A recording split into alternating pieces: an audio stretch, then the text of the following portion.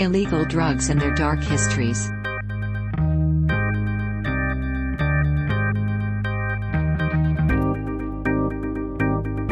Cocaine. Sigmund Freud's massive body of work and great contributions to both the fields of psychology and philosophy can't be understated, and in no way could we reduce them to a single thing, but it's no secret that Freud largely considered cocaine to be a panacea of sorts, curing almost any and every ailment known at the time. No craving for the further use of cocaine appears after the first, or even after repeated taking of the drug.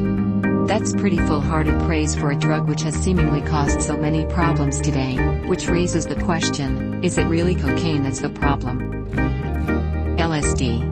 Entire worlds transformed into, as Hoffman put it, extraordinary shapes with intense, kaleidoscopic play of colors. From this point forward, LSD would be experimented with by scientists and government agencies alike.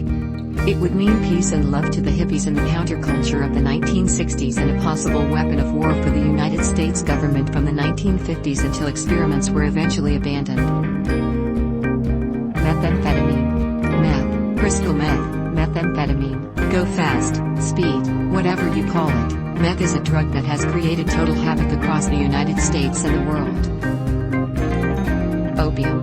The first references to opium date all the way back to 3400 BC in ancient Mesopotamia. Ecstasy. Like almost every other substance on Earth, MDMA was experimented with by the CIA and other military and government organizations throughout the duration of the Cold War. By the time the 1960s rolled around, like LSD, partygoers and hippies nationwide began getting their hands on ecstasy, synthesizing it themselves, or both. DMT. The psychoactive effects of this strong hallucinogen weren't discovered until 1956, when a chemist named Stephen Sarra was unable to obtain LSD or mescaline and thus decided to try out DMT himself to see if it had a psychoactive effect. The psychoactive effects of DMT were thus discovered and have been known ever since. Psilocybin. There are over 200 types of psilocybin-containing mushrooms around the world, and their use dates as far back as 9000 BC. Yes, people were taking drugs 11,000 years ago. Heroin. Bayer sold and promoted heroin as a non-addictive alternative to morphine for many years, when, in actuality, heroin is much more addictive than morphine.